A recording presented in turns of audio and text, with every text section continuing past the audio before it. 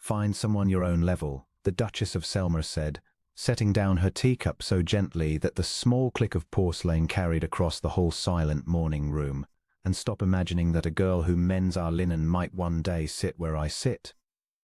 Julian Thorne, 9th Duke of Selmer, stood very still by the window, and for a moment he could not have said which struck him harder, the cruelty folded so neatly into his mother's calm, or the fact that Rena Hale did not flinch.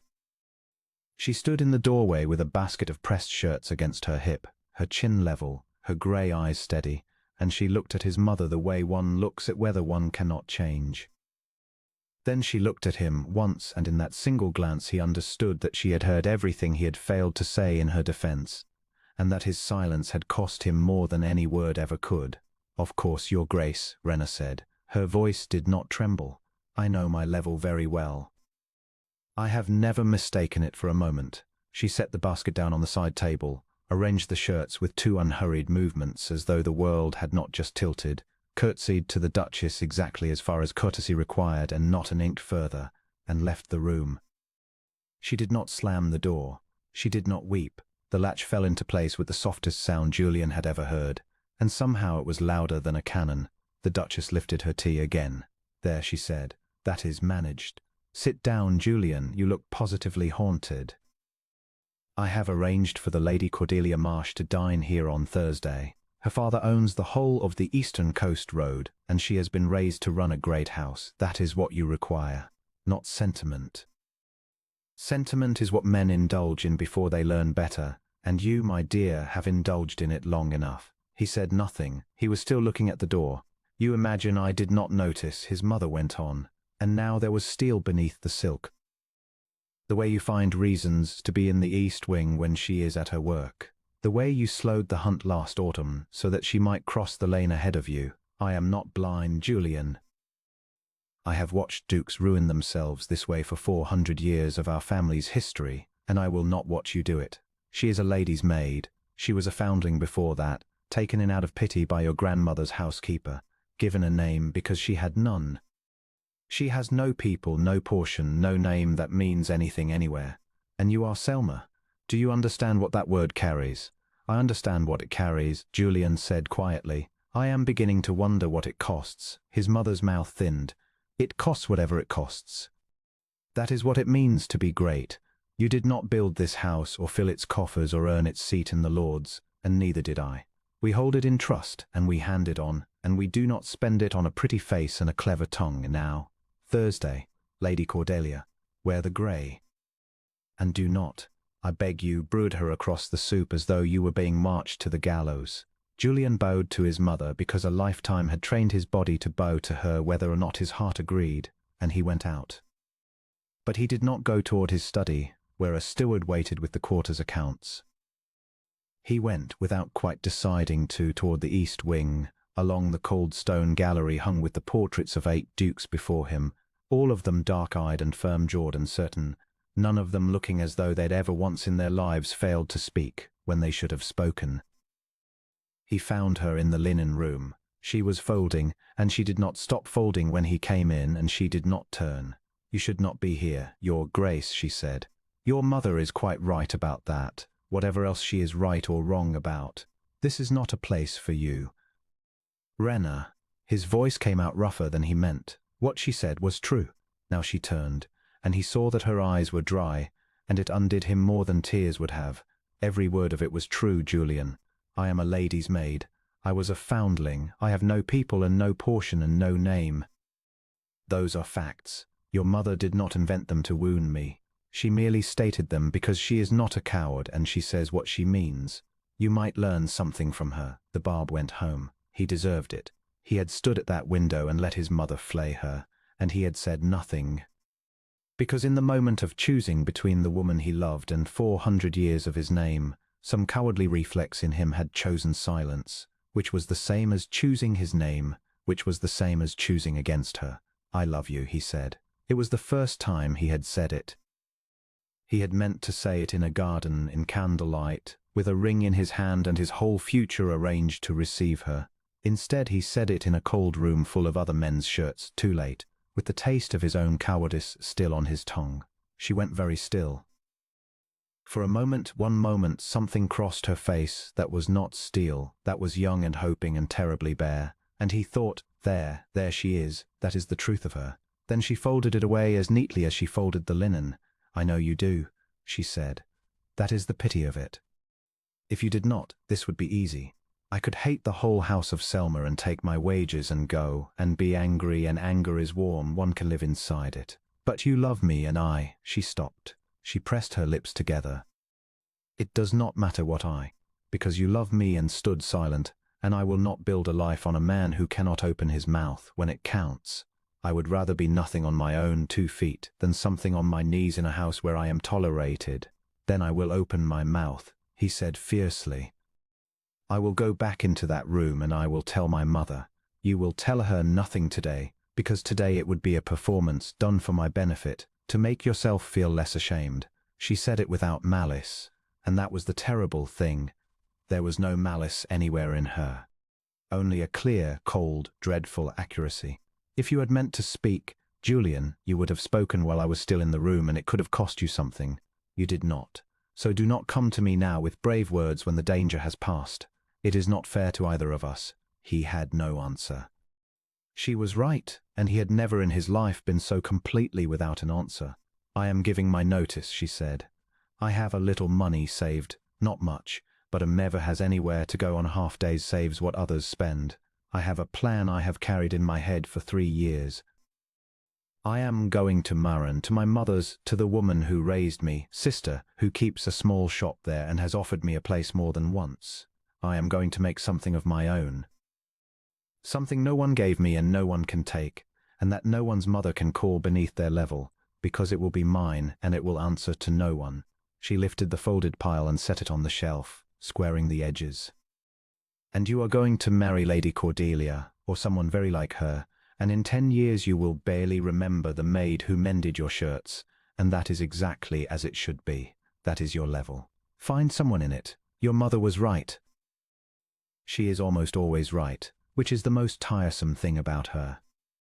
She curtsied, that same measured curtsy, exactly to the depth that courtesy required, and she walked past him and out of the linen room, and this time when the latch fell he felt it in his chest like a key turning in a lock he had not known was on him. He stood a long time in that cold room. The house went on around him. A bell somewhere, a footman's tread, the great clock in the hall counting out the afternoon with its slow indifferent voice. Julian Thorne, 9th Duke of Selma, master of 11,000 acres, a seat in the Lords, a name 400 years deep, stood among the folded shirts of men who were mostly dead, and could not have felt more powerless if he had been a beggar in the road. She left the following Tuesday.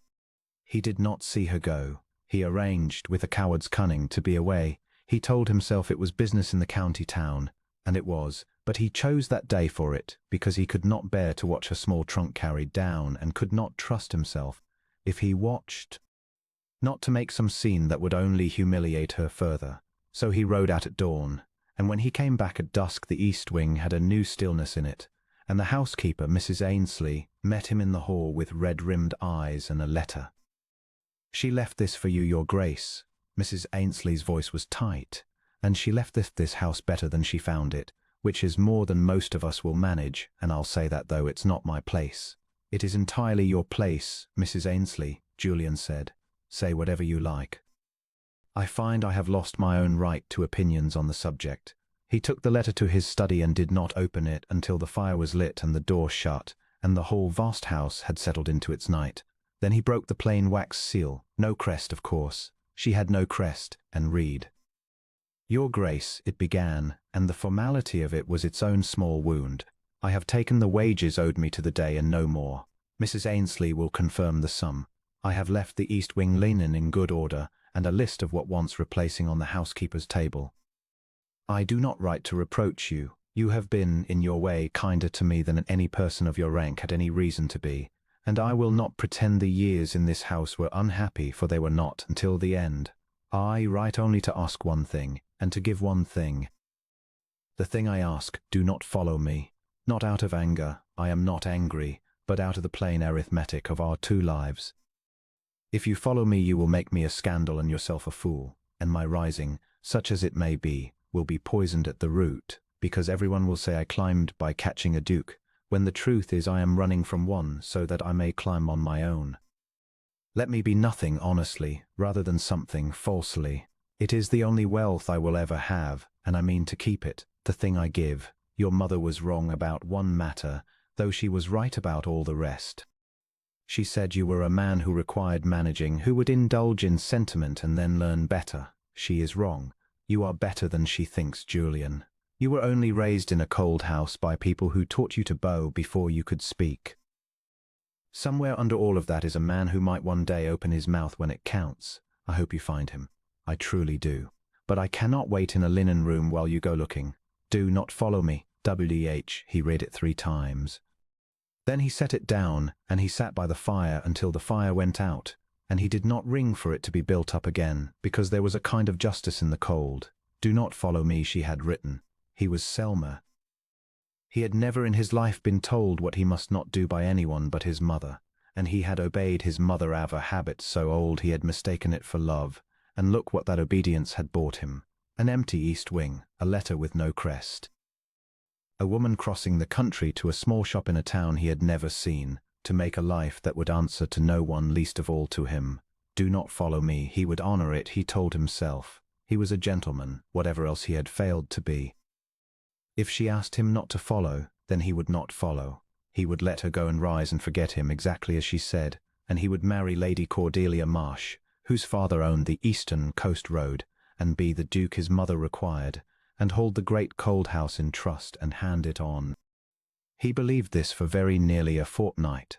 The dinner with Lady Cordelia Marsh was, by every measure his mother used, a triumph. Lady Cordelia was handsome in the way of a well-made drawing room, everything in its place, nothing that surprised. She spoke 3 languages and could discuss the coast road tolls as easily as the season's music. She wore rose silk and a rope of pearls that had cost more than Rena Hale would earn in 20 years of mending shirts, and she smiled at Julian across the soup with a smile that had been trained, as his bows had been trained, since the cradle. His mother watched them the way a general watches a battle going according to plan. You are quiet, your grace, Lady Cordelia observed over the fish. It was not a criticism. She said it lightly, testing. I am often quiet, Julian said. It is one of my failings. I have been told recently that a man ought to open his mouth when it counts, and I am trying to learn the difference between the times that count and the times that do not. And which is this? She asked, amused. He looked at her, really looked, for the first time all evening. She was clever and not unkind, and she had done nothing wrong in the world except be exactly what he was supposed to want. This, he said, is one of the times that does not count. Forgive me. That was ungracious. You deserve better than to sit across from a man who is somewhere else entirely. Something flickered in her handsome face, not hurt. She was too armored for hurt in a first hour. Recognition, rather. Ah, she said.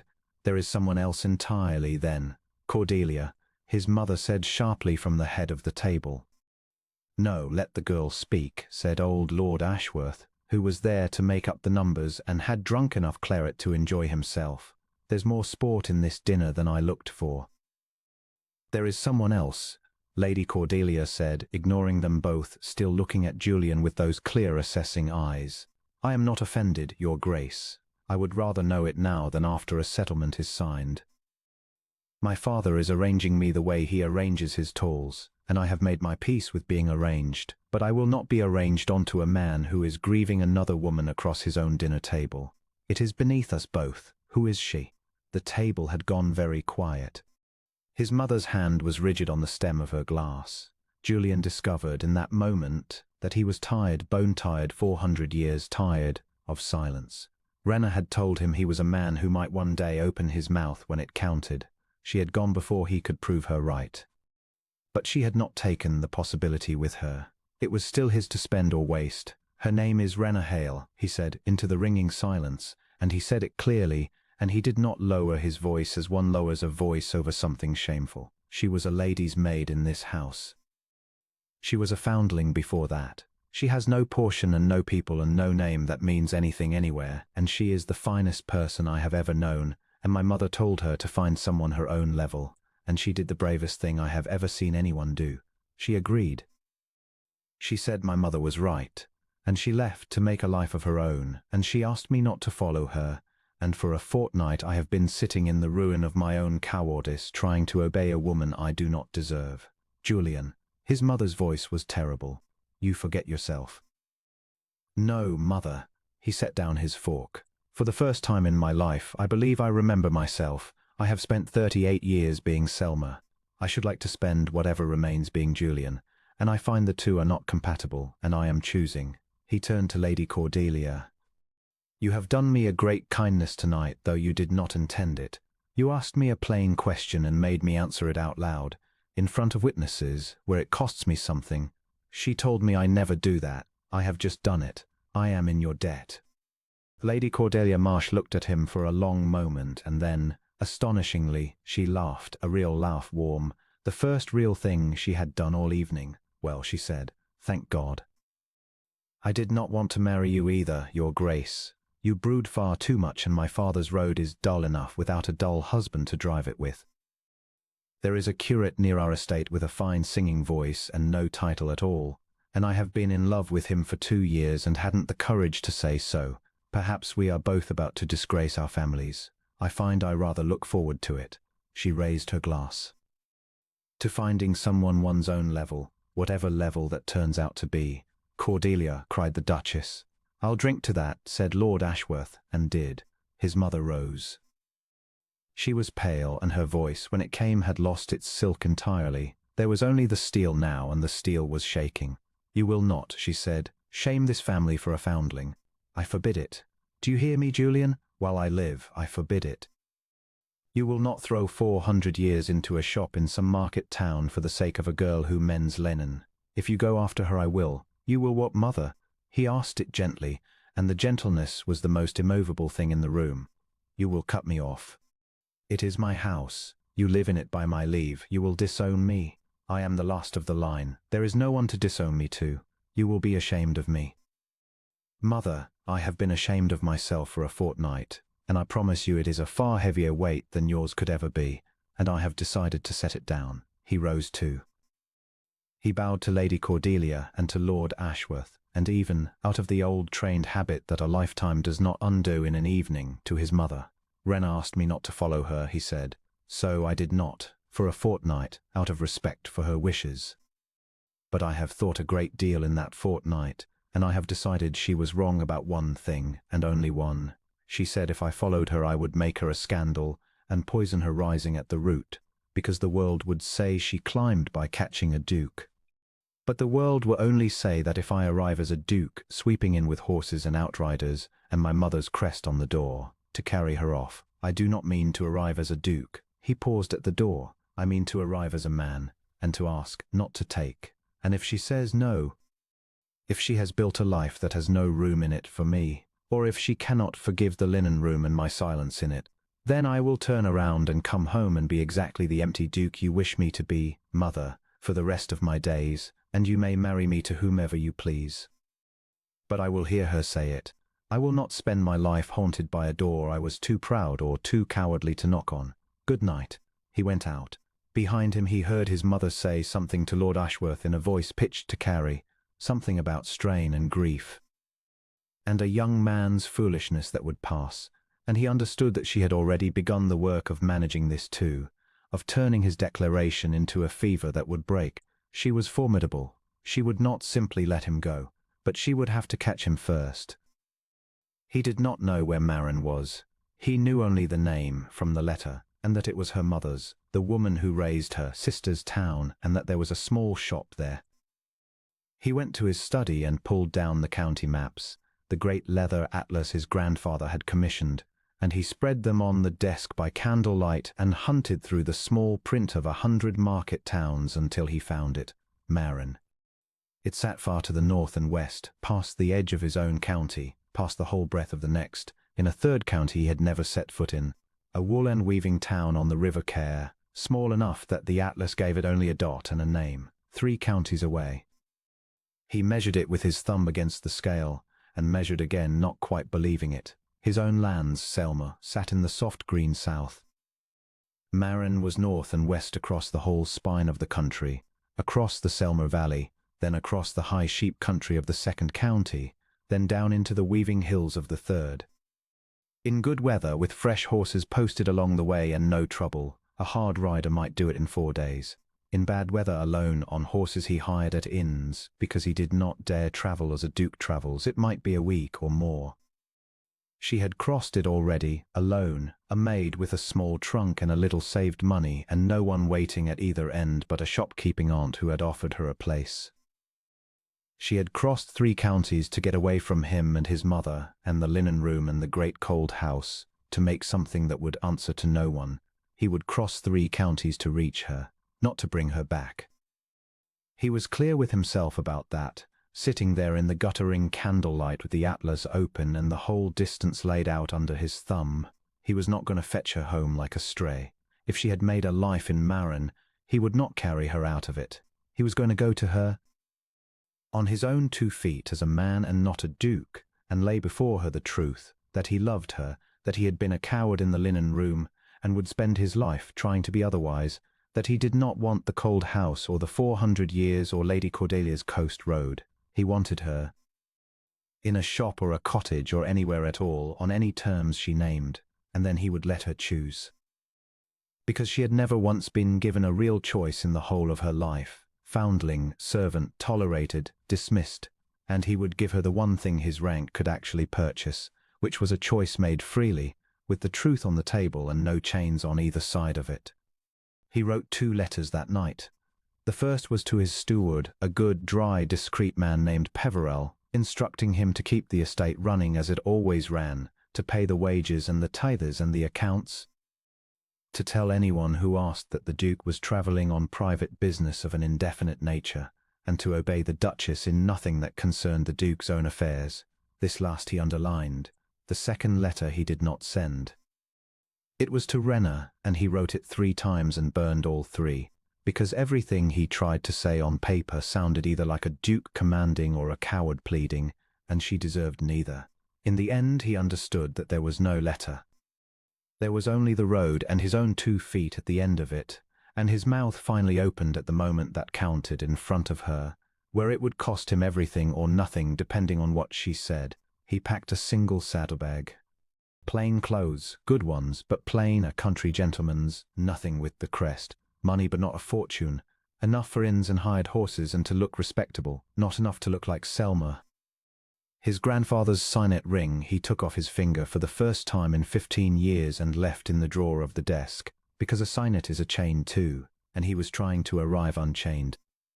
He kept only one small thing of the old life, a plain silver locket empty, that had been his grandmother's, the grandmother whose housekeeper had taken in a nameless foundling out of pity and given her a name.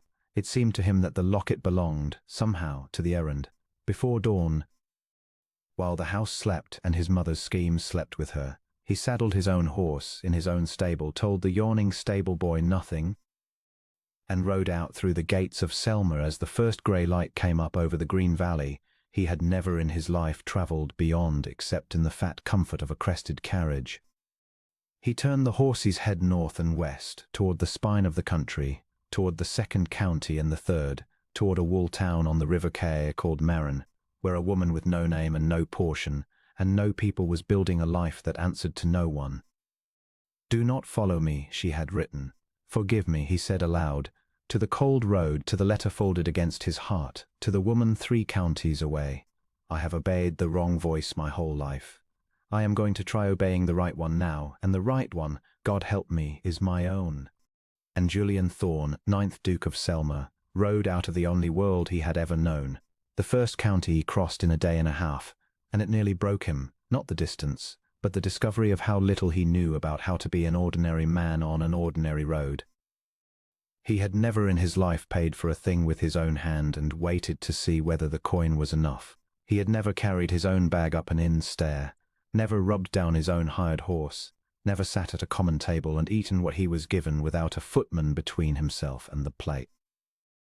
He learned all of it that first day, clumsily, and the learning shamed and steadied him in equal measure.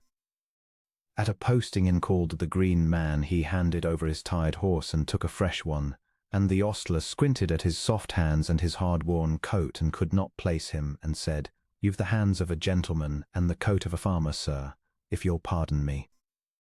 "I am neither at present," Julian said. "I am a man on an errand. What do I owe you?" He slept that first night in a low room over a tap room, listening to Carter's laugh and quarrel below, and he lay awake a long time, not from discomfort but from a strange, unfamiliar lightness. No one below knew his name. No one wanted anything from Selma, because Selma was not there. Only a quiet traveling gentleman was there, and the difference was the most restful thing he had felt in years. He understood dimly a little of what Renner had run toward, to be no one. To answer to no one. To be weighed by your hands and your errand and not by a name you had done nothing to earn.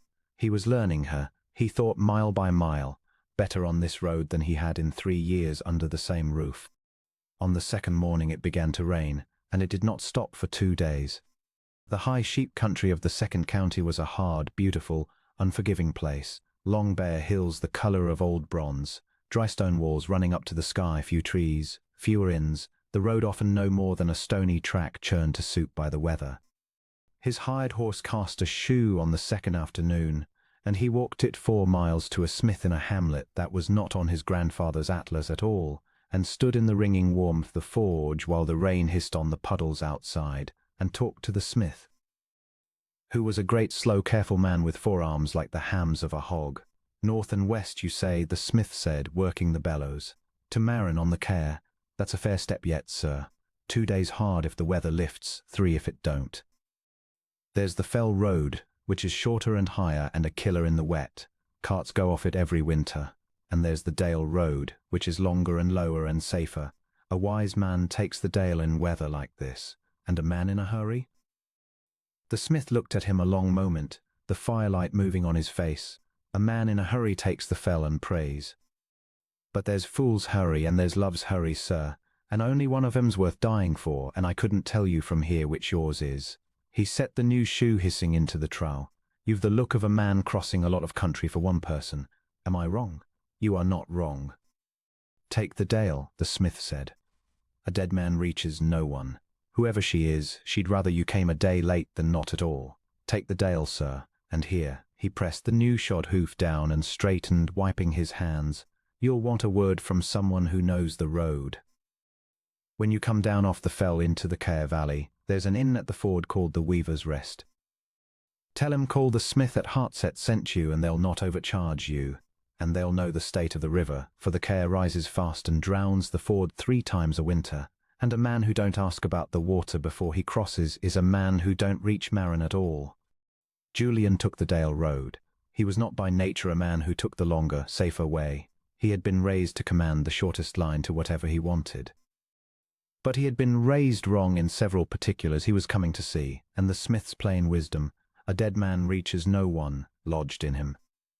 He was not crossing 3 free counties to fling himself off a Fell in his impatience and leave Renner to hear, some day, that a foolish gentleman had died on the Fell Road with a plain silver locket in his coat, and no name anyone could give him. He would come a day late.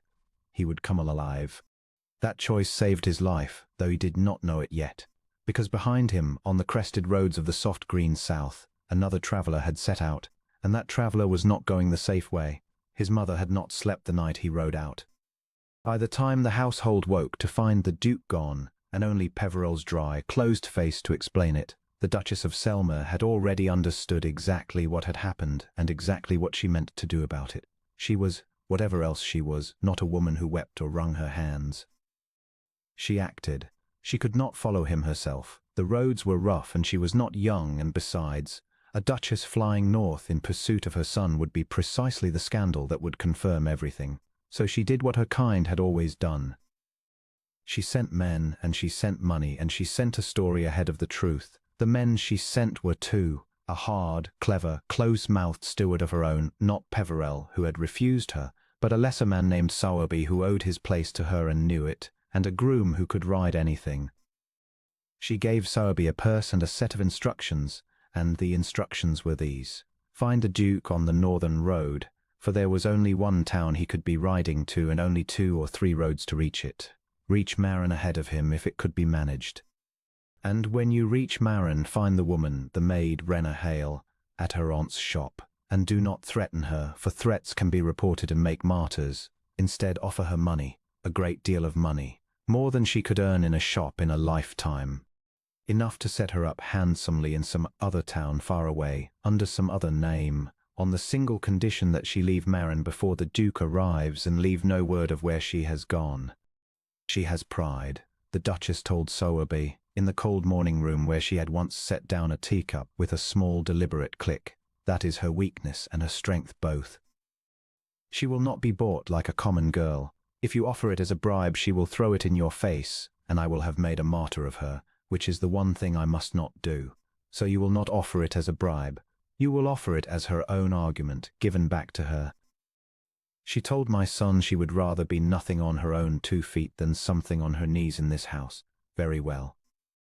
Give her the means to be something on her own 2 feet, truly something, a shop of her own, a life of her own, far from here, and let her keep her pride and her principle and her precious independence, and the price of all of it is only that she vanish before he comes.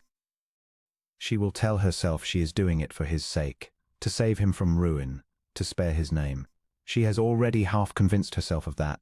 She wrote it to him in that ridiculous letter. The Duchess's mouth thinned. We will not fight her pride, Sowerby. We will use it. It is the surest lever there is. Now go, and take the fell road if you must. You have no one waiting who would grieve you, and speed is everything. So Sowerby and the groom rode out hard, on the best posting horses money could hire, taking the shortest lines, taking the fell road through the rain, because they had no love's hurry to make them wise and only a purse and a mistress's will to make them fast. They pushed ahead. And while Julian took the long, safe Dale road on the smith's advice, they gained on him, and then passed him unseen in the grey murk of the second county, 2 hard men with a purse of ruin riding to reach Rennerhale first. Julian knew none of this. He came down off the Dale road on the 4th day into the valley of the Care, footsore, saddle-sore, unshaven, his good plain coat filthy to the knee, looking less like a duke than any duke had ever looked, and he was, for all the mud and weariness, happier than he could remember being. Because the river valley opened before him green and steaming after the rain, and somewhere down it, not far now, was Marin. The Weaver's Rest sat where the smith had said, by the ford, a long low stone inn with wool sacks stacked under its eaves and the river running fat and brown beside it. He gave Cole the smith's name, and the landlord's suspicion melted, and he was given a place at the fire and a bowl of mutton and a cup of the local ale, which was dark and bitter and very good. Marin, the landlord, said, "Aye, 6 mile down the valley, no more. You'd reach it by dark if you pressed, but I'd not press, sir. The Care's up. See her running brown. That's the fell rain coming down. She'll top the ford by morning most like, and a horse in the Care in spate is a dead horse and a dead rider both. Bide the night. Cross at first light when she's low. 6 miles nothing in the morning." Julian sat by the fire with his ale and did the sum in his head, the same sum he had done 100 times on the road. 6 miles. He had crossed most of 3 counties. 6 miles more, and 1 night's patience. There was a man asked the same road day before yesterday, the landlord said idly, filling a jug. 2 men, rather. Hard-riding pair, southern horses, best posting stock, spent freely and asked few questions. Crossed the ford in a hurry before the water rose, wouldn't bide though I warned 'em, same as you. Asked the way to Marin and the way to a shop there, a draper's, I think it was, or a mercer's, kept by a widow and her niece. Odd that 2 southern gentlemen in that much haste over a country draper's. He set the jug down. You've the look of the south about you too, sir, under the mud. No offence, it's a week for southern faces in this valley, seems. Julian had gone very still, the ale halfway to his mouth. 2 men, he said. The day before yesterday, riding hard, asking the way to a draper's shop in Marin, kept by a widow and her niece. Aye. Why, do you know 'em? I think, Julian said slowly, setting down the ale untasted. I know who sent them. He was on his feet. The whole comfortable weariness of the fire fell away from him, and the old thing rose up in its place, not the trained bowing thing, but something under it that he had not known was there until the road had scraped him down to it. His mother had not simply let him go. Of course she had not. She had sent men ahead on the fast roads with a purse, and while he had taken the long, safe Dale road to come alive to Renner, they had crossed the ford 2 days ahead of him and ridden into Marin, and they had 2 days' start, and whatever they meant to do to her, spy her, frighten her, drive her out before he came. They had had 2 days to do it in. The river, Julian said. You said it will top the ford by morning, most like. Why? Because I cannot wait for morning, Julian said, and reached for his filthy coat. The landlord caught his arm at the door, which took some courage, for Julian was a large man and there was something in his face now that made the taproom go quiet. Sir, whatever's chasing you, or you're chasing, the ca'll drown you and not care why. I've buried men out of that river. Confident men, in a hurry every one of them. His grip was iron. You'll do that woman no good as a corpse in the reeds. What is she to you, that you'd throw your life in the water tonight rather than wait 6 hours for the light? Julian stopped. The rain drummed on the low roof. The fire spat. And he found, standing in the doorway of a wall town in 3 counties from home, that he could answer plainly now, the way he had not been able to answer plainly across his own dinner table a week ago. She is the woman I love, he said. And 2 men who mean her harm have 2 days' start on me because I chose the safe road. If I wait for the light, they may have driven her out or bought her off or frightened her into vanishing, and I will reach an empty shop and never find her again, and I will have crossed 3 counties to knock on a door she is no longer behind. I have been too late before, in a linen room, when it cost her everything. I will not be too late again. Now let go of my arm. But tell me first, 'cause you are a good man and you know this river, is there any way across tonight that is not the ford? The landlord searched his face, and whatever he saw there made him let go. Aye, he said heavily. There's the old pack bridge, 2 mile up the valley, a wall bridge, narrow, no rails but stone, and it stands above the water, and it'll bear a man on foot. You'll not get a horse over it in the dark. The ways to it are bad, but a man afoot, careful, with a lantern, a man could cross the Care tonight by the pack bridge and reach Marin by the far bank before morning, if he didn't break his neck on the path. 4 mile round instead of 6 straight, and every yard of it in the wet and the dark. He was already reaching for a lantern off its hook, already calling to a boy for a stouter one and a flint. I'll not stop a man set on it, but I'll not send you out blind either. Leave your horse. He's earned his rest and he'd only die on that path. Go afoot. Keep the river on your right till you see the bridge, and God keep your feet under you. Julian left the horse. He took the lantern and a hunk of bread the landlord's wife pressed on him and a rough oiled cape, and he went out into the streaming dark on his own 2 feet, which was, he thought grimly, the only honest way for him to arrive anyway. The next 4 miles were the hardest of his life, and the truest. He had been a duke for 15 years and a soft man for all 38, and the river valley of the Care in a night of fell rain did not care. The path along the bank was a black ribbon of mud and stone, treacherous, cut with runnels of water racing down to the swollen river. Twice he went down hard, once to his knees in a bog that sucked at him like a live thing, once flat on his face on wet rock, and the lantern guttered and he thought it would go out and leave him blind 2 miles from anywhere with the river roaring on his right. He got up both times. The river ran beside him the whole way, brown and huge and loud, and it spoke to him in its indifferent roar of every man it had drowned, confident men, in a hurry every one, and he kept it on his right and kept his feet under him and did not stop. He thought, as he went, of Rena crossing this same country alone, a maid with a small trunk. She had done it in daylight surely on the coach roads, in far better order than this, but she had done it alone, with no one waiting to catch her at either end, no house behind her. No name to fall back on, only her own 2 feet and a little saved money and a plan she had carried in her head for 3 years. He had thought himself brave for riding out of Selma.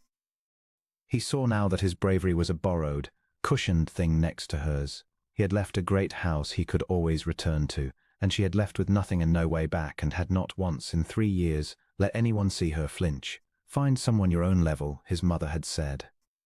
He was 3 counties from home, on his hands and knees in the mud of the Care Valley, and he understood at last that Rena Hale had always been so far above his level that the whole architecture of his mother's contempt was exactly backward. She had never needed to climb to him. He had been climbing, this whole muddy roaring night, toward her. The pack bridge, when he found it, was worse than he had feared and better than he had any right to hope. A single arched span of ancient stone, no wider than a cart, no rails, humped over the black roaring water with 3 feet of clearance, and the spray leaping up cold against the underside. The lantern showed it in stutters. He stood at the near end with his heart slamming and understood that this was the actual moment, that a man could cross 3 counties and stand at the last narrow yard and lose everything to a slick of moss and a gust of wind. He crossed it on his hands and feet.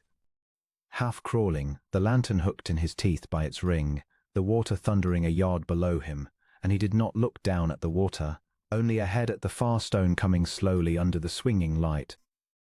And when his hand at last closed on the grass of the far bank, he lay full length in the wet and shook, and laughed once, silently, into the mud, because he was alive and across, and Marin was on this side of the river now, and no river his mother could pay for would keep him from it. He reached the town in the last grey hour before dawn. Marin was small and old and asleep, a huddle of stone houses climbing up from the river, wool lofts and weavers' cottages, a market cross, a squat church. He limped up the empty street, plastered head to foot in mud, the lantern dead now. Dawn beginning to grey the eastern hills, and he found the shop before he found anyone to ask, 'cause there was only the one that fit the landlord's word, a draper's on the corner of the market square, with a modest painted sign, Hale and Pike, Drapers and Mercers, and behind the shuttered window, faint a light. Someone was awake inside. In the last dark hour before a market town wakes, someone had a candle lit in the back of the draper's shop. Julian stopped in the empty square, 10 feet from the door, and every scheme and every fine speech he had rehearsed across 3 counties emptied out of him, and he stood there filthy and shaking and unable, now that he was here, to lift his hand to the door. Because it might be her behind that shutter, up before dawn at some honest work, safe, whole, having built the very life she had promised she would build, and if it was, then he was about to walk back into it uninvited, the way he had walked into the linen room, and he did not have the right. And "Do not follow me" was written on the letter against his heart. Or it might not be her.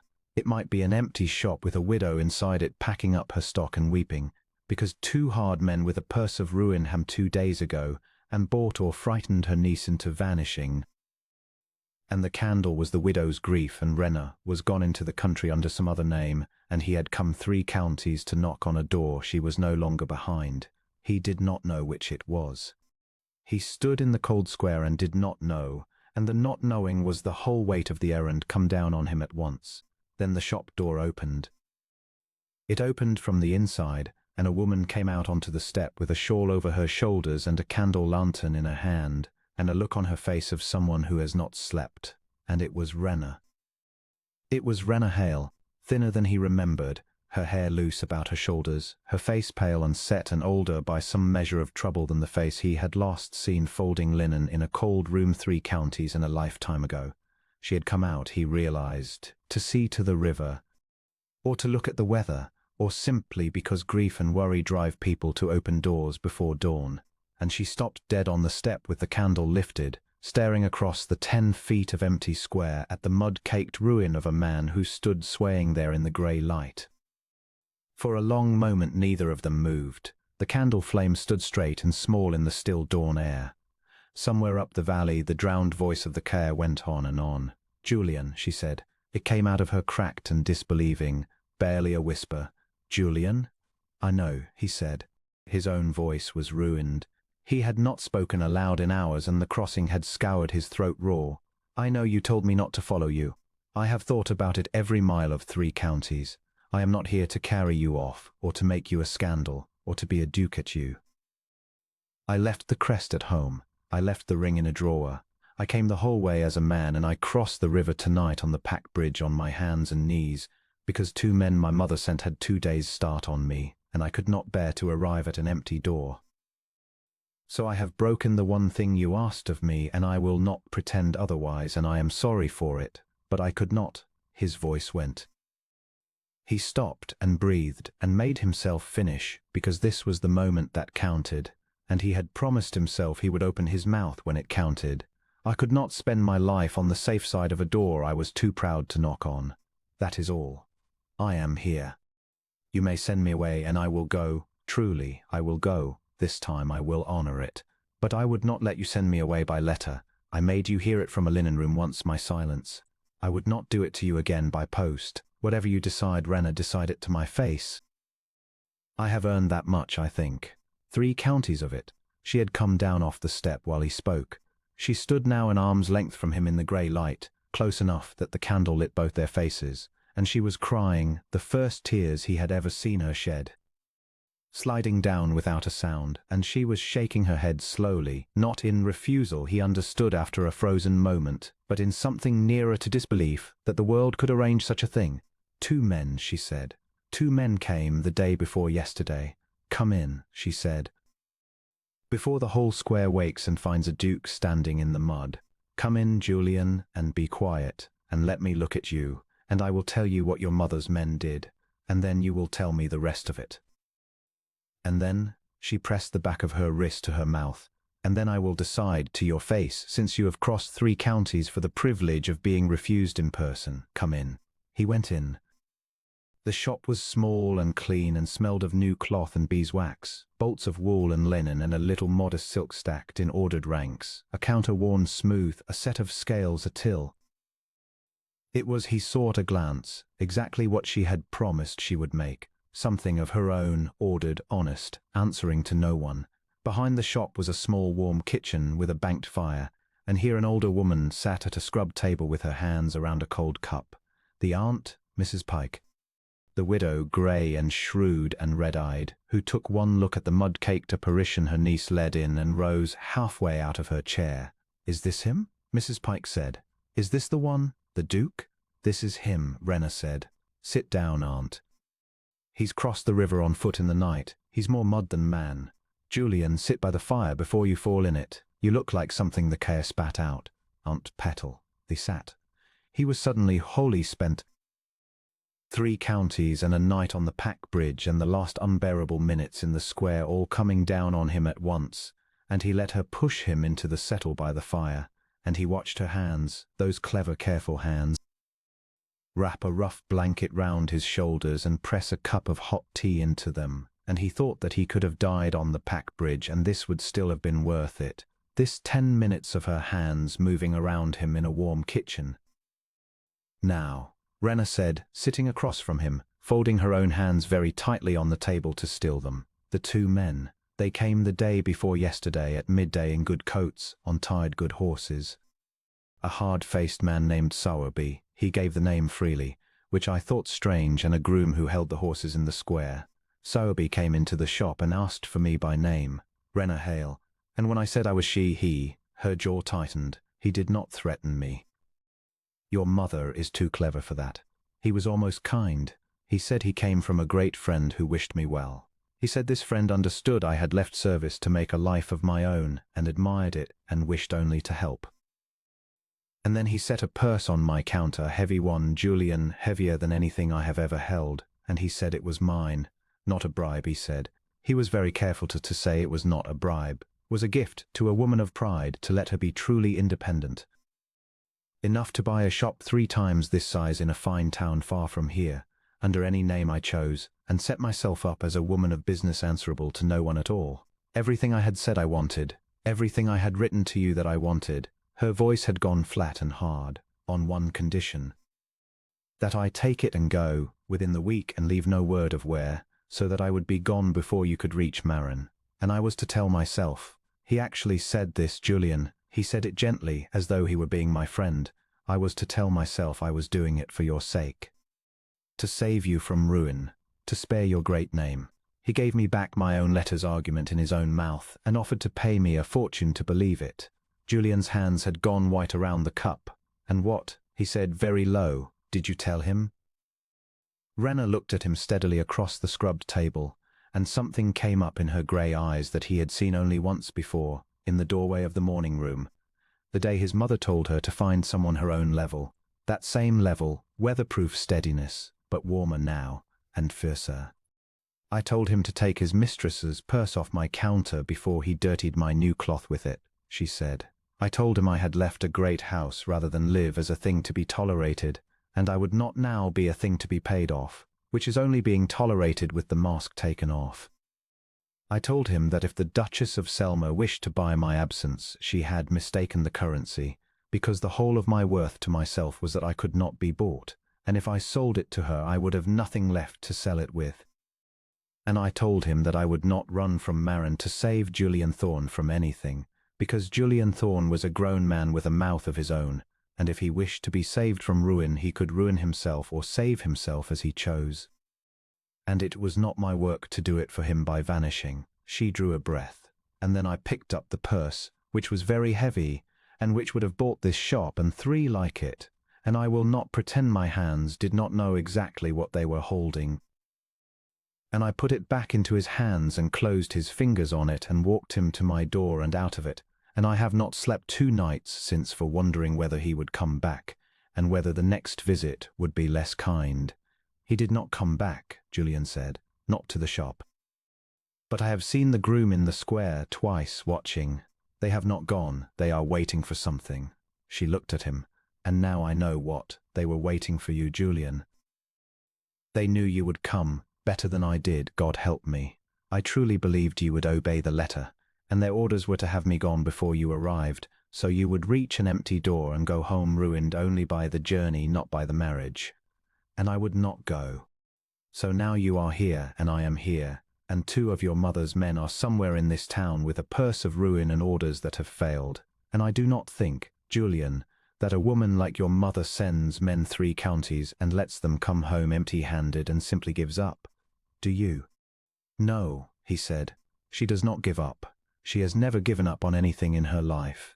It is the source of everything she has and everything she is. He set down the cup. The warmth had steadied him, the tea and the fire, and above all the plain fierce fact of what she had done, thrown a fortune back in a steward's hands to keep a thing that could not be weighed in a purse, had put the strength back in him. Renner.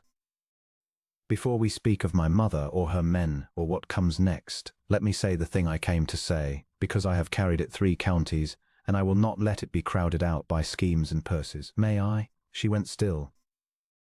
Across the kitchen, old Mrs. Pike set down the kettle very softly and made herself small in her corner, as one does before something one has no business overhearing and cannot bear to miss. Say it, Renner said. He set the blanket back off his shoulders and rose, because a man does not say such a thing sitting down wrapped in a horse blanket, mud or no mud, and he stood before her in the small warm kitchen, ruined and filthy and utterly without any of the armor of his rank, and he said it. I love you, he said. I said it once in a linen room too late, after my silence had already done its work, and you were right to distrust it, because it cost me nothing to say it then. The danger had passed and my mother had already won the room. So I have spent a week making it cost me something, so that this time you might believe it. I left my name at home. I left my crest and my ring and my carriage and my 400 years, and I hired common horses under no title, and I slept in tap rooms where no one knew me, and I learned to pay with my own hand and rub down my own horse and be no one, which I found it was the most restful thing I have ever done, and I think now I understand a little of what you ran toward. And I took the long safe road when I might have taken the fast one, because a smith told me a dead man reaches no one, and I wanted to reach you alive. And when I learned my mother's men had gone ahead, I crossed the Care tonight on the pack bridge on my hands and knees rather than wait for light, because I have been too late for you once, and I would sooner drown than be too late for you twice. And I am here, and I am no one, and I am asking, not commanding, not carrying off, not a duke to a maid. I am asking a woman whether there is room in the life she has built with her own 2 hands and no one's leave, for a man who has finally learned to open his mouth when it counts. And if there is not, I will go, and I will honor it, and I will thank God the rest of my life that I was let cross 3 counties to hear you say it to my face. But I had to ask. I had to. Do you understand? I had to knock on the door. The fire ticked, the kettle steamed. Old Mrs. Pike had both hands pressed to her mouth in her corner, and tears running frankly down into them. Renner Hale stood up. She came around the table. She stopped in front of him, so close that the firelight lit bare faces at once, and she looked up at him, this filthy, exhausted, unarmored man who had crossed 3 counties and a river in the dark to knock on her door as no one at all, and for a long moment she did not speak, and he thought, with a lurch that had nothing to do with the road, she is going to send me away, and she will be right too, and I will go. Then she reached up and laid her palm flat against his mud-streaked jaw, gently, the way she had wrapped the blanket round him, the way her clever, careful hands did everything, and her thumb moved once across his cheekbone, clearing a little of the mud. And her grey eyes were bright and steady and no longer weatherproof at all. They were at last wide open. "You great fool," she said very softly, and it was the tenderest thing anyone had ever called him. "You crossed the pack bridge in the dark. You might have drowned in the Care, and I would never have known why, only that a mud-covered stranger had washed up in the reeds with a plain silver locket in his coat and no name to give the coroner." Her voice broke. "Do you know what you are asking? You are asking to come into a life that has no chandeliers in it, and no crest on the door, and a widow aunt who snores, and a shop that must open at 7 whether the master of it loves you or not. There are no 400 years here, Julian. There is a counter, and a till and cloth to be measured, and my 2 hands, and that is all." "That is not all," he said. "There is you.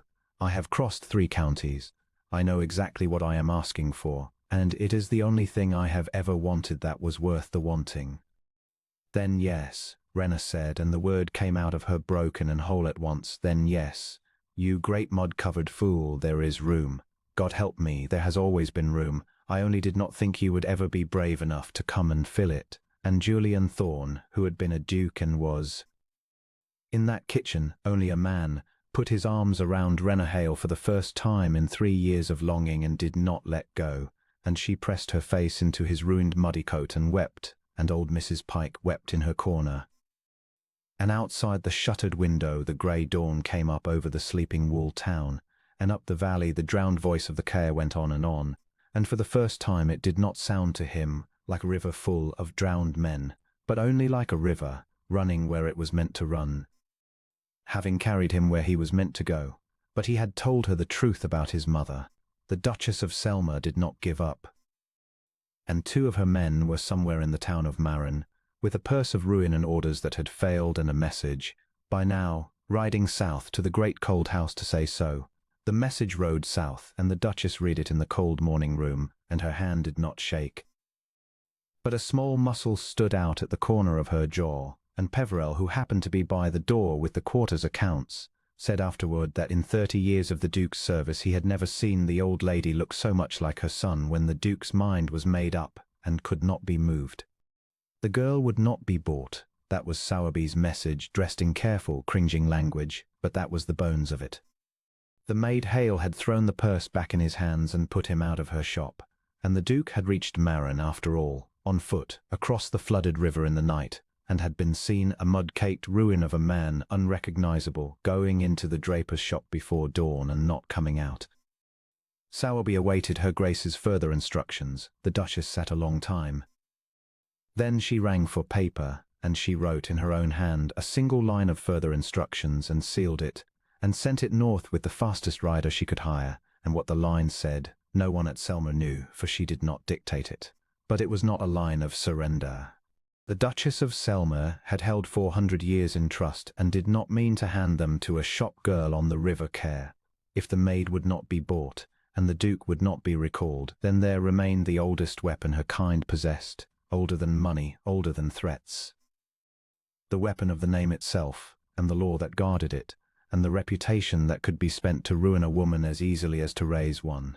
She had used a purse and failed. She would use the truth twisted, and see how the maid's precious independence stood up to it. In Marin, for 11 days, they were happy, and Julian afterward counted those 11 days among the treasures of his life, because they were the first days he had ever spent simply being a man in the world with no crest and no bowing and no 400 years, only work and weather and Rena. He did not sit idle in her shop like a lord being humoured. He would not have borne it, and she would not have allowed it. He learned the trade, clumsily at first, his soft Duke's hands fumbling the bolts, his figures better than his folding, and he found, to his own astonishment, a plain deep pleasure in it, in measuring cloth true, in casting up the day's small honest accounts, in carrying wool sacks that made his shoulders ache with a good ache no hunt had ever given him. He lodged, properly and respectably, at the inn across the square, and came to the shop by daylight. And the town of Marin, which had known within a day that the draper's niece had a gentleman suitor from the south, though it did not yet know how great a one, watched and gossiped and mostly approved, because Rena Hale had made herself well liked in her short months there. And a town that likes a woman is slow to think ill of the man she smiles at. He told her everything in those 11 days. The dinner with Lady Cordelia and Cordelia's own curate, and the toast to finding one's own level. His mother's fury and his own long cowardice, and the smith on the fell road and the pack bridge. He gave her the plain silver locket, his grandmother, whose housekeeper had once taken in a nameless foundling out of pity and given her a name. And he told her that it seemed to him the locket had belonged to the errand all along, and that if she would have him, he should like there to be, one day, a small painted likeness of the two of them inside it, so that the empty thing his grandmother had left behind might finally be filled by the very kind of person his grandmother had once quietly, secretly done a kindness to. Rena held the locket a long time and did not speak, and then she pinned it at her throat and wore it every day after. And she told him her own things, which she had never told anyone, the foundling years, the housekeeper who had named her Rena for a small brown bird that sang louder than its size, the long careful saving of a maid who never had anywhere to go. The plan carried 3 years in her head. He listened to all of it, and he understood at last and completely that his mother had the whole matter exactly backward from the first, that this woman had never once needed lifting to his level, that she had stood on solid ground of her own making while he had teetered his whole life on borrowed stone, and that the truest thing he had ever done was climb down off the borrowed stone and cross 3 counties to stand on her ground beside her. On the 12th day, the Duchess's second weapon arrived. It came not as men on horses, but as papers and as whispers, which were harder to throw off a counter. A lawyer came up from the county town, a marine lawyer, retained by a great southern client he would not name, and he came to the draper's shop with a clerk and a leather case and a manner of oily regret, and he laid before Rena and before Julian, who stood grim at her shoulder, a document. It was a claim. It was on its face, a claim against Rena Hale for a substantial sum for goods, it said, and moneys taken from the estate of Selma during her years of service there, linens, silks, a quantity of small valuables, and most damningly, a silver locket, the property of the late Dowager Duchess, unaccounted for since the maid's departure. The document was precise. It named dates. It attached in the crabbed hand of a housekeeper who was not Mrs. Ainsley. Mrs. Ainsley would never have signed such a thing, and had not. This was a lesser servant, Sowerby's creature, a sworn inventory of what the maid Hale was said to have carried off. And it demanded either the return of the goods or the payment of their value, failing which the matter would go before a magistrate, and Rena Hale would stand accused, publicly, in the town where she had made her honest new life, of being a thief who had robbed the great house that had taken her in out of pity. She cannot prove it, Julian said, low and furious, when the lawyer had gone and the shop was shut, and the 3 of them sat in the small kitchen with the terrible papers on the scrubbed table. It is a lie built of nothing. Rena took her wages and no more. Mrs. Ainsley confirmed it. The letter she left says as much. My mother knows it is a lie. Of course she knows, Rena said. She was pale, but she was steady, and her hand went to the silver locket at her throat.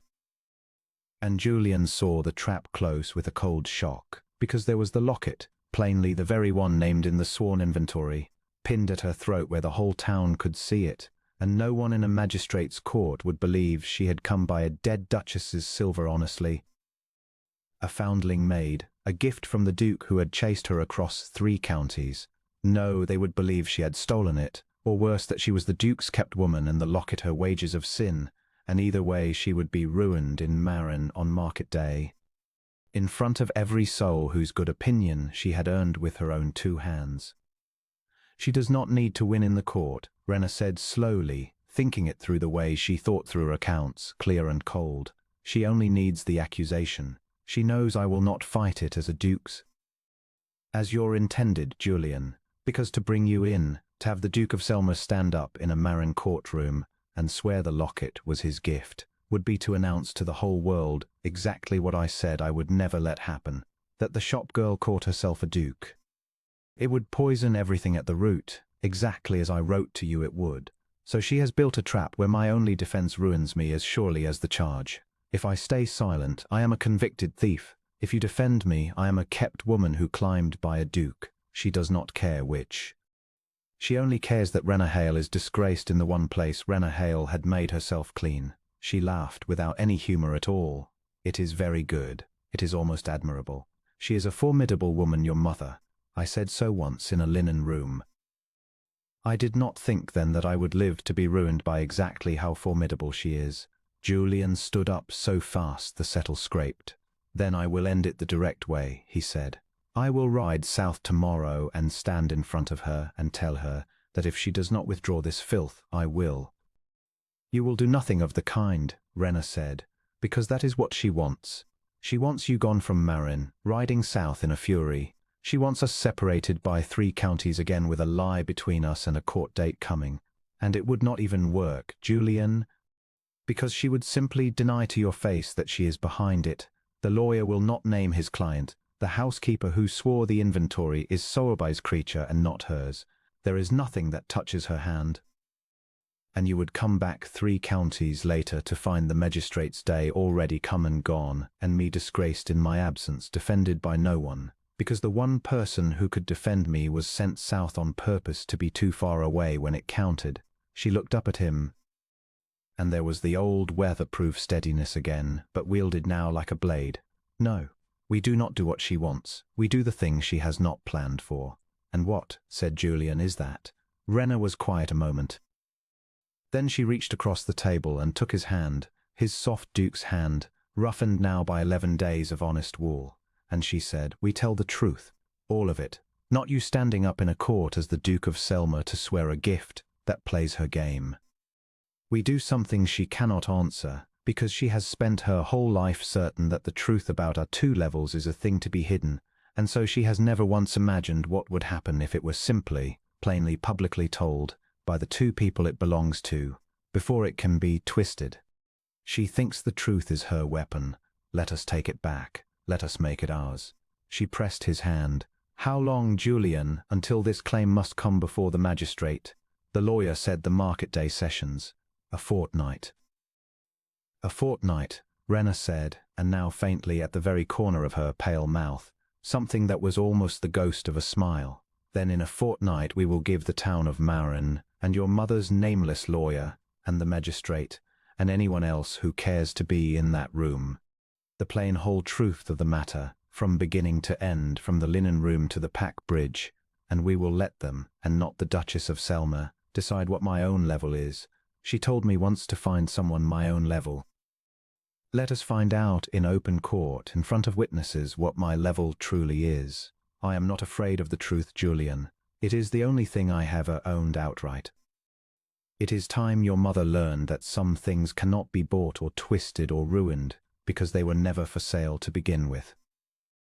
The fortnight was not idle, and Julian learned in it the last thing his mother had never taught him, that there is a kind of power that has nothing to do with a name, and that it is built the way Rena built everything, patiently, with 2 hands, out of the plain regard of ordinary people. He wrote south, but not to his mother. He wrote to Peverell, the dry, discreet steward who had refused the Duchess, and to Mrs. Ainsley, the housekeeper, and to Lady Cordelia Marsh, and even, on Rena's cool advice, to old Lord Ashworth, who had drunk the toast and enjoyed the sport. He asked each of them not for rescue but for truth, for Mrs. Ainsley to set down, in her own honest hand and sworn before a magistrate in the south, exactly what wages Rena Hale had taken on leaving and exactly what she had left behind, the East Wing linen in good order. The list of wants on the housekeeper's table, and not one thread more removed than her honest due. For Peverell to confirm the estate's accounts showed no loss. For Lady Cordelia, if she would be so generous, to write down what she had heard the Duke say across his own dinner table, out loud, in front of witnesses, that the locket and the love were freely and openly declared by him before ever he rode north, and were no secret theft but a thing done in the light, and the silver locket itself he could prove, for his grandmother's will, ancient and on record, had left such small personal silver as remains, to the discretion of the housekeeping of the house, and it had been the housekeeping of the house, in the person of that long-dead kind housekeeper, who had named a foundling Rena. so that the locket's passage to Renahale was not theft at all, but the last honest act of a chain of kindness 40 years long, and it could be shown to be so, in law, in writing, from the record. The replies came north one by one, sworn and sealed, honest servants, and one clever lady, and one claret-loving lord, all setting down the plain truth, because they had been asked for it plainly. Mrs. Ainsley's letter, when it came, was blotted in places, and Julian understood that the old woman had wept over it. Lady Cordelia's was crisp and generous, and ended with a line that made Rena laugh aloud for the first time since the papers came. "I am to be married myself to my curate at Michaelmas, and my father is beside himself, and I have never been happier. Do give the draper my regards and tell her that finding one's own level is the only worthwhile occupation of a life, and I hope hers is exactly as far beneath the Duke as mine is, and just as immovable." But Rena built her own defence too, and it was greater than any of theirs, 'cause it was not written, it was living. In the fortnight, quietly, she simply went on being who she had made herself in Marin, and she let the town see the trouble she was in, honestly, without appeal or self-pity, because she had learned long ago that the surest way to keep the good opinion of decent people is to trust them with the truth. She told her neighbours, when they asked, that a great family in the south had accused her of theft to keep a duke from marrying beneath his level, and that she meant to answer it in open court and let the magistrate decide, and that she was not afraid, because she had taken nothing that was not hers.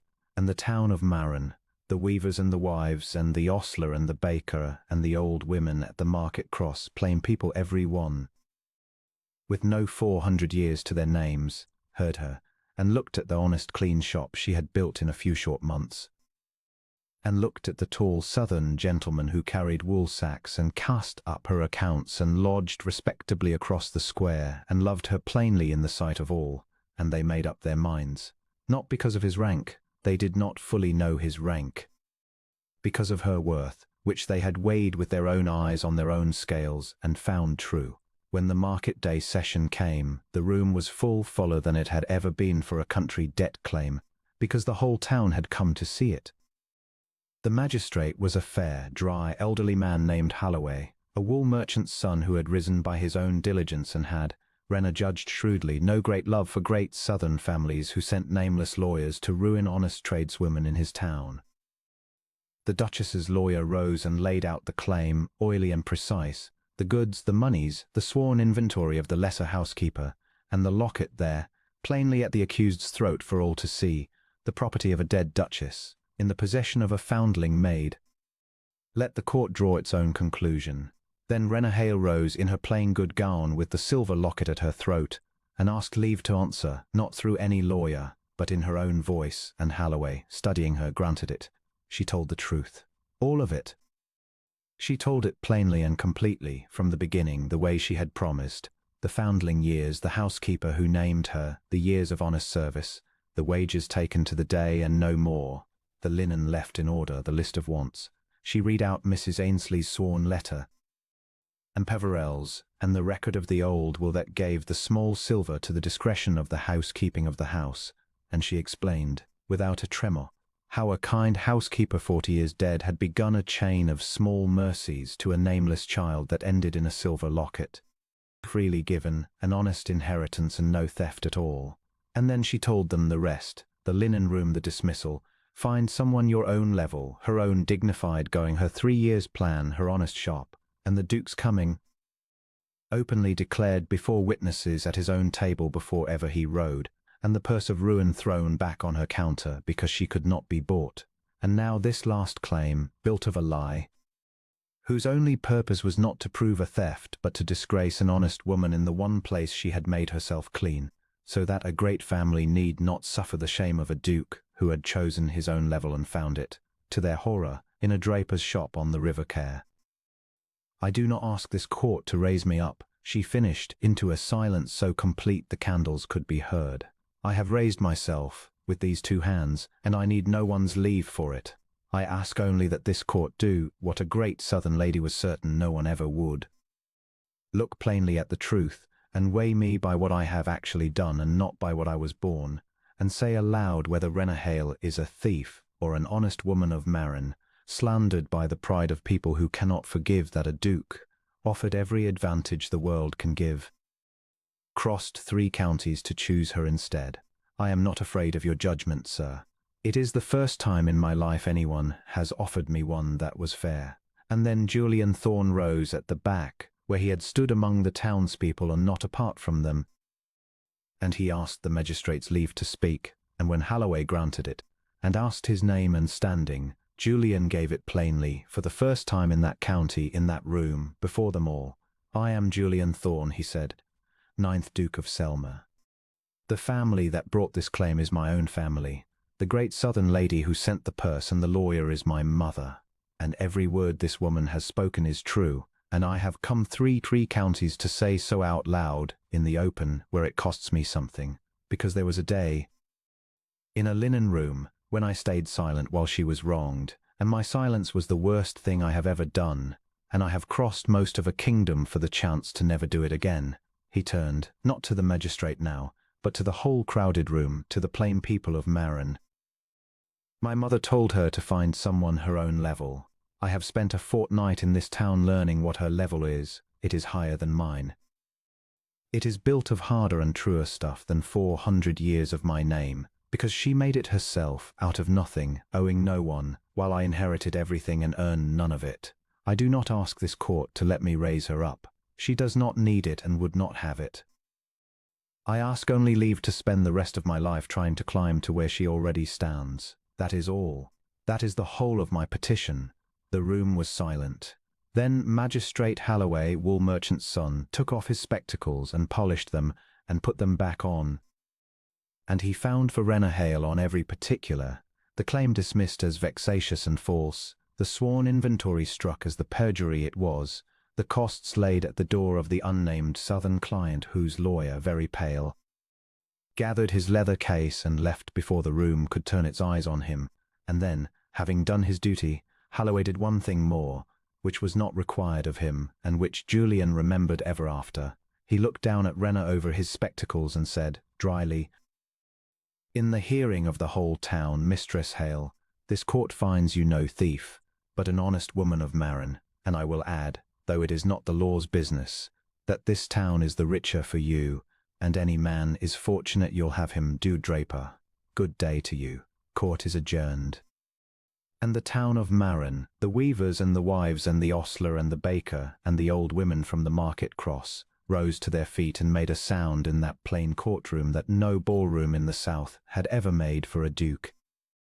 The warm, rough, spontaneous noise of ordinary people who have watched one of their own vindicated, and who love her for it, and who do not care one straw that the man beside her is a duke, because they have decided, on the honest evidence of their own eyes, that he is barely good enough for her, and told him so with their cheering.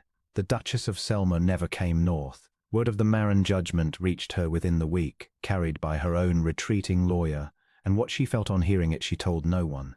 But she was, whatever else, not a stupid woman, and she understood at last that she had lost, not merely lost the maid, but lost the argument publicly in a court of record, on the very ground she had chosen, that she had staked the family's dignity on ruining an honest woman and had instead made that woman's honesty a matter of sworn law and a town's love, and that any further move would only heap more truth upon a fire she could no longer put out. She was proud. But her pride was of the sort that knows, in the end, when a thing is finished, and this thing was finished. She wrote her son one letter. It was short. It did not apologize. She was not a woman who apologized, but it said, in its cold, careful way, she had inquired into the character of the tradeswoman at Marin from sources she trusted and found it, to her surprise, unimpeachable, that a marriage, if it must be, had best be done properly and openly rather than in a hedge, to spare what could still be spared of the name, and that she would receive them at Selmer, once if they wished it, so that the thing might be seen to be sanctioned and the county's tongue stilled. It was as near to yielding as 400 years of Selmer could come, and Julian, reading it, understood exactly how much it had cost her, and honoured it for what it was.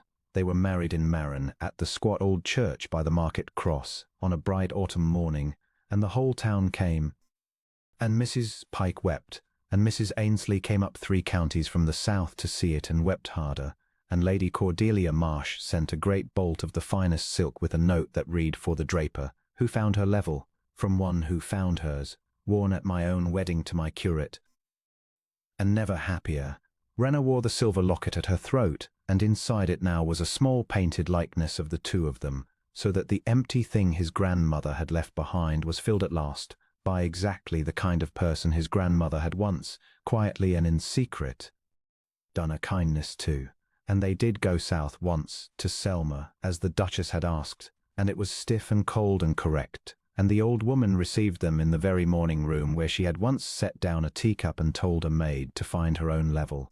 And Rena, who could have been forgiven any triumph, was instead so plainly, unassailably gracious, so entirely without either cringing or crowing, that the Duchess of Selma, who had spent a lifetime weighing people by their birth, was reduced at last to weighing this one by her conduct, and found, to her private and lasting astonishment, that she could not despise her.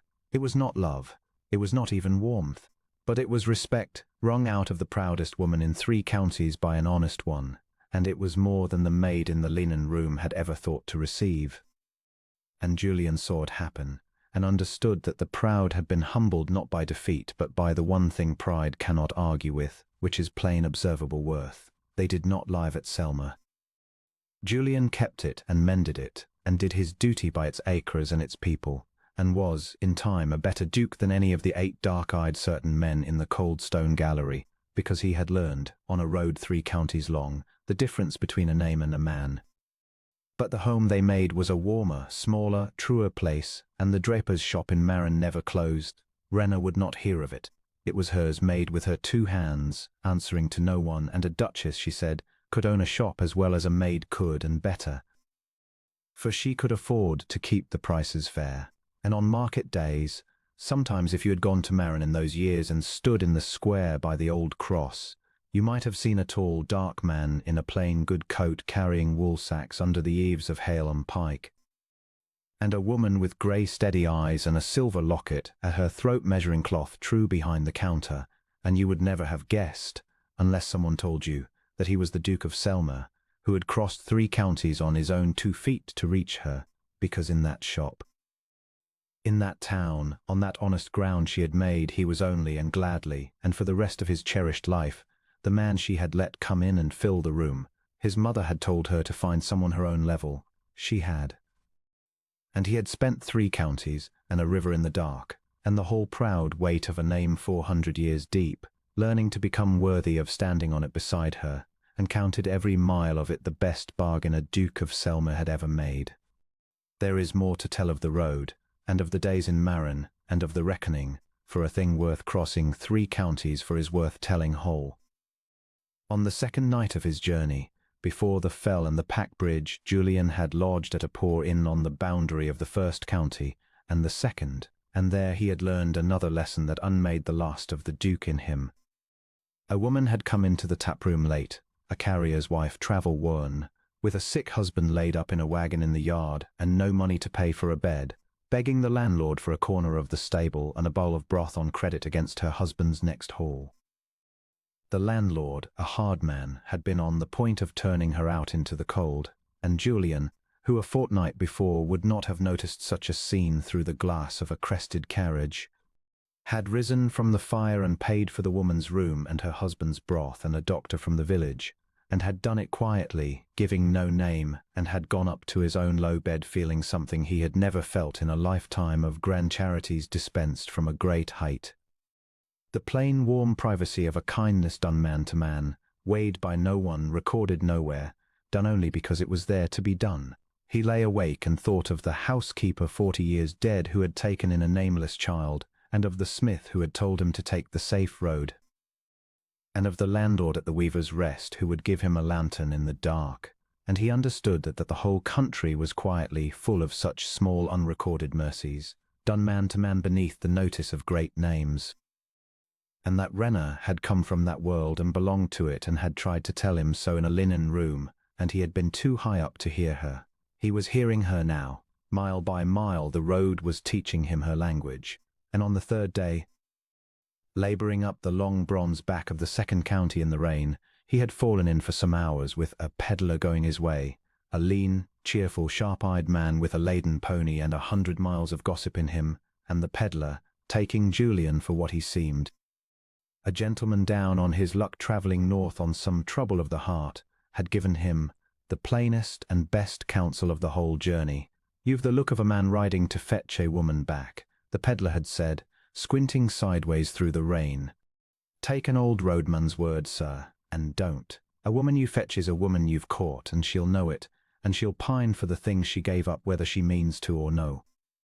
But a woman you ask, a woman you cross the whole country to stand before and ask, hat in your hand, ready to hear no, that's a woman who chooses you, and a woman who chooses you never stops choosing you, for she knows she could have done otherwise and didn't. There's all the difference in the world, sir, between the caught and the chosen, and it's the difference between a marriage that's a cage and one that's a hearth.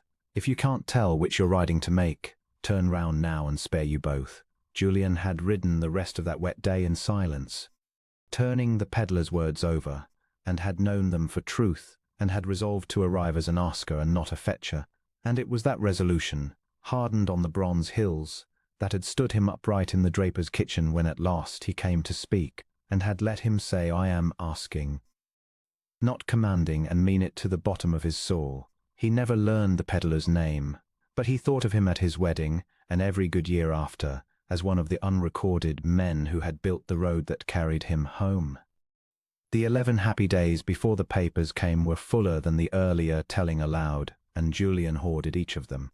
There was the morning Renner set him, laughing, to serve his first customer alone, a formidable weaver's widow who wanted 3 yards of grey worsted and beat him mercilessly on the price, and Julian, 9th Duke of Selmer, who had signed away 1,000 acres with a stroke and never blinked, had sweated and stammered and finally sold the worsted at a loss so plain that Renner, watching from the back, had laughed until she cried, and the widow had gone off triumphant, and Julian had turned to find the woman he loved wiping her eyes with her apron, and had thought that he would gladly lose money on grey worsted every day of his life to be the cause of that sound. There was the evening they walked out along the low safe reach of the Care, where it ran calm and clear, and stood looking at the water that had so nearly drowned him, and he told her quietly about the pack bridge, really told her the whole of it. The crawling in the dark with the lantern in his teeth and the spray yard below, and she had gone white and gripped his arm, fiercely, kissed him for the first time by her own decision, and not his, there on the calm bank, as though to make certain by the plain fact of him warm and whole that the river had not kept him after all.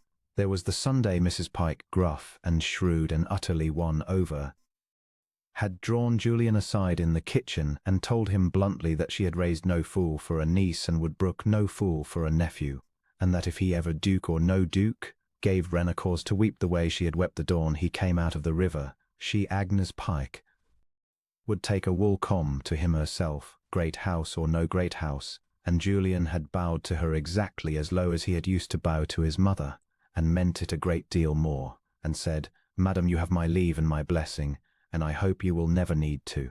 And there was, threaded through all of it, the plain unhurried astonishment of ordinary hours, of casting up the day's small honest sums by candlelight with her shoulder against his, of learning the names of the townsfolk and their troubles and their trades, of being, after 38 years of being watched and weighed and wanted from, simply useful, simply present, simply a man in a shop who was loved, he had come north thinking to rescue her.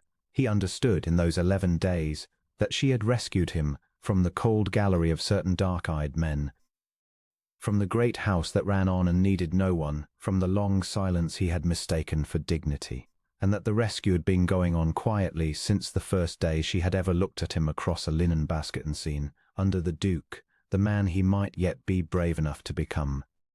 The fortnight of preparing for the trial had its own dark hour, which the earlier telling passed over quickly, and it belongs here for honesty's sake. For there was a night, some 10 days before the session, when Renner's courage failed her, the only time Julian ever saw it fail, and he loved her the more for it, because it showed him the cost of all the steadiness that came before and after. The whispers had begun to work in the town, as a duchess had meant them to. Not everyone in Marin was of one mind, and there were a rival mercer who envied her trade, a sour churchwarden's wife, one or two others, who took up the southern lady's tale and murmured it about, that where there was smoke of theft, there was likely fire, that the draper's niece had risen too fast and too high, and it would be no surprise if she came down, that no duke chases a maid 3 counties for honest reasons. And Rena, who could throw a purse of ruin back on her counter without a tremor, came near to breaking under the small mean drip of that gossip, because it touched the one thing she had built and could not replace, her clean name in the town that was now her home. Julian found her that night in the dark shop long after closing, sitting on the floor amid her ordered bolts of cloth with the candle guttering and her face in her hands, and for a moment he thought the papers had come, or worse. But it was only that a woman she had thought a friend had crossed the square that afternoon rather than be seen speaking to her, and it had gone into Rena like a knife, because she had spent her whole life earning, thread by thread, the good opinion she had never been given by birth.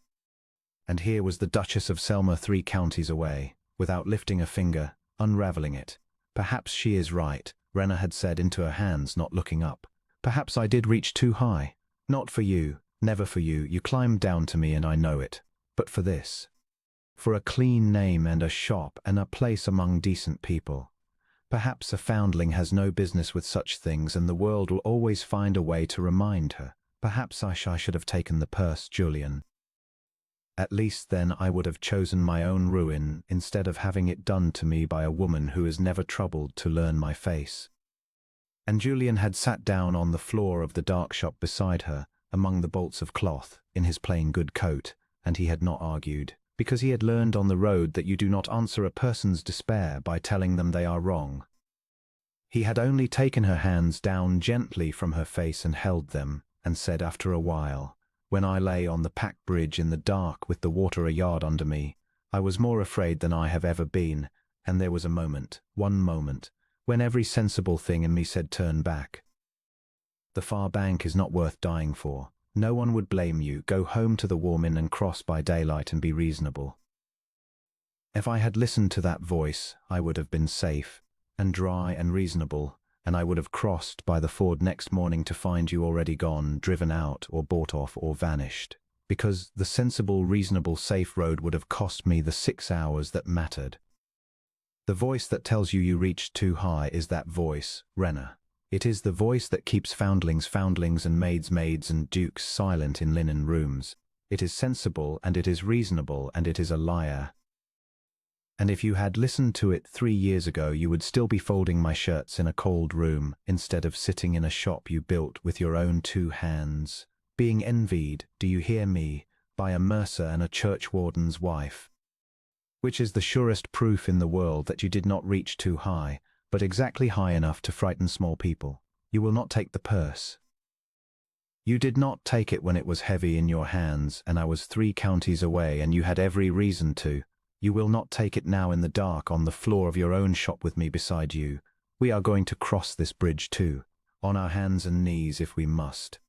And there is a far bank, Rena. I have seen it. I crossed 3 counties to stand on it.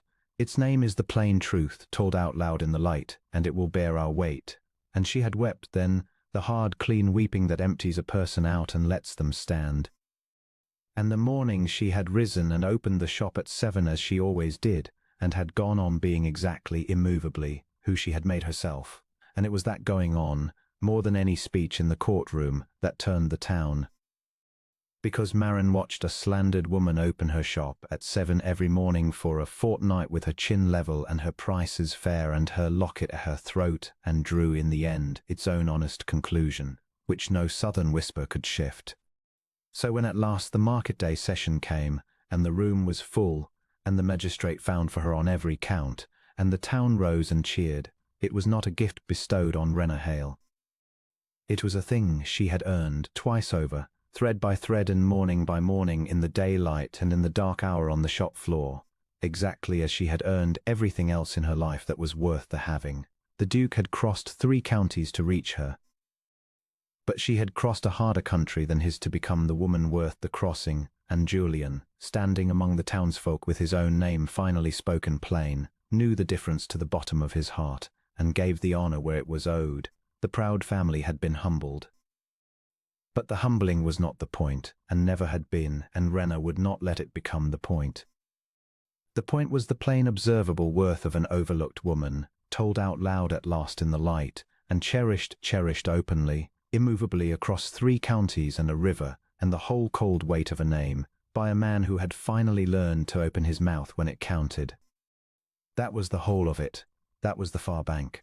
And it bore their weight, all their long cherished years, exactly as he had promised her it would, on the dark floor of the shop, among the ordered bolts of cloth, in the guttering light. There is a little more, and it is the sweetest part, and Julian would not have the telling stop before it. Of the wedding morning in Marin more should be set down, for it was the truest hour of his life.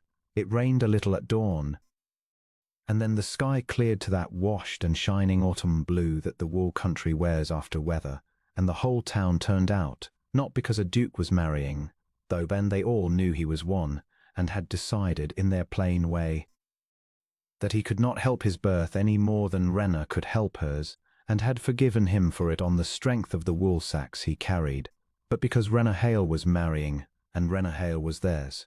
The squat old church by the market cross had never held such a press.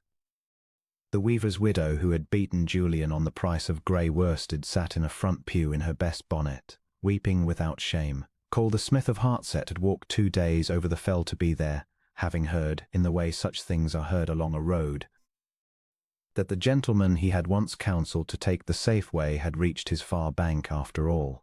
He stood at the back with his great slow careful hands folded, and when Julian saw him there he left the very front of the church, before the whole town, and walked the length of the aisle to grip the smith's hand and thankly for the counsel that had kept him alive to reach this morning. And the town, watching a duke cross a church to thank a smith, murmured its approval. For they were a people who understood exactly what such a thing was worth. The landlord of the Weaver's Rest had sent down the lantern Julian had crossed the pack bridge by, cleaned and mended, with a note that it had done its work and ought to hang in the shop now as a keepsake, which it did. Ever after, over the counter of Hale and Pike, where customers sometimes asked about it and were told, if they had an hour, a very good story, Mrs. Ainsley came up from the south, 3 counties, an old woman on rough roads, and would not be dissuaded. She had helped raise Rena in her stern housekeeper's way, and she meant to see her wed, and she wept through the whole of the service into a handkerchief the size of a napkin, and afterward held Rena at arm's length in the churchyard and said, in a voice that shook, "Your mother that was, the housekeeper that named you. She'd not have dared dream this for you, child, for she knew what the world does to girls like us.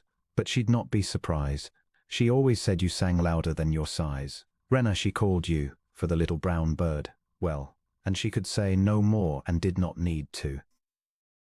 And Peverell the steward, dry and discreet to the last, came too, and stood a little apart, and gave Julian at the church door a plain folded paper which turned out to be the estate accounts in perfect order, brought 3 counties to prove that the house had run without loss in his absence. And beneath the figures, in Peverell's small dry hand, 1 line that was not an account.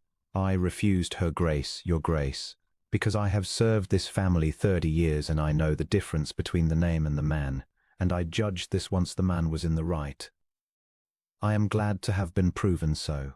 P. Julian kept that paper all his life, folded with Rena's letter, the one that had said, "Do not follow me," the 2 of them together in a drawer, the going and the vindication, the cowardice and its cure. Lady Cordelia's bolt of fine silk had come as told, but there was more to her gift than the silk. She had sent, folded inside it, a short private note to Rena alone, woman to woman, which Rena showed Julian only once and then kept always.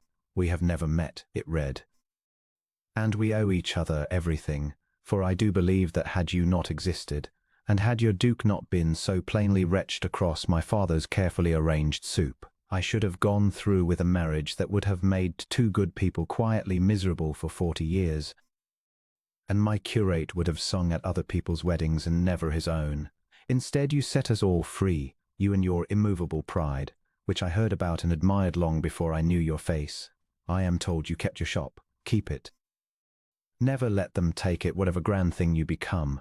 A woman ought to have one thing in the world that is hers alone and answers to no one, For it is the only sure ground there is, and everything else, even love, even a good love, even the best, stands the firmer for it. I found mine late.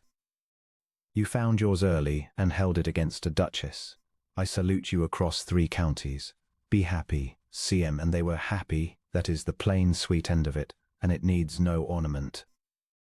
Rena kept the shop. The sign o' the door said Hail on Pikey, drapers and mercers to the end of his Pike's days, and after, Duchess's drapery, though only ever in jest, for Rena would not truly change it, saying the name Hale had cost her too much to earn to paint it out now that it was safe. On market days she stood behind the counter and measured cloth true, and kept her prices fair, because she could afford to, and the poor of Marin learned that the draper would carry an honest family on credit through a hard winter, and never shame them for it. So that in time the shop became a kind of quiet second church in the town, a place where a woman with a sick husband and no money could come and be given a corner of warmth and no lecture, exactly as a carrier's wife had once been given a bed and broth by a nameless gentleman on the road. The kindness travelling on and on, man to man and woman to woman, beneath the notice of great names, which is the only way it ever really travels. Julian did his duty by Selma, and did it better than his father's, and the 11,000 acres and the people on them were the better for a duke who had once been no one on a northern road and had never forgotten it.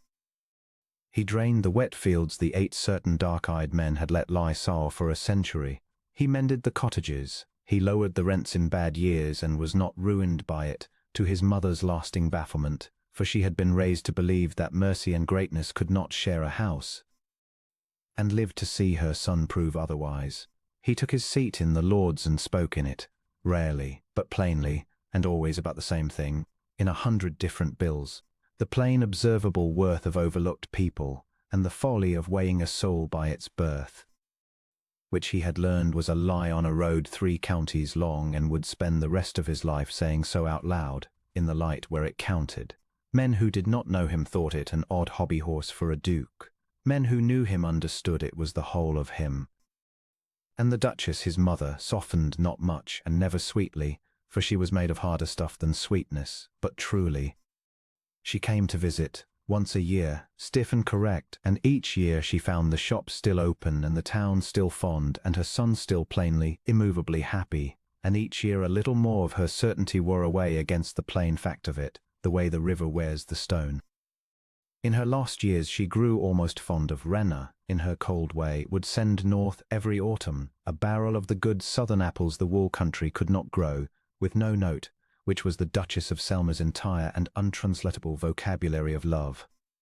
And once, near the very end, an old woman in the cold morning room where it had all begun, she said to Julian, without looking at him, gazing into the fire, I told her to find someone her own level. I have thought about it a great deal since, and I find I was right and wrong. She did find someone her own level.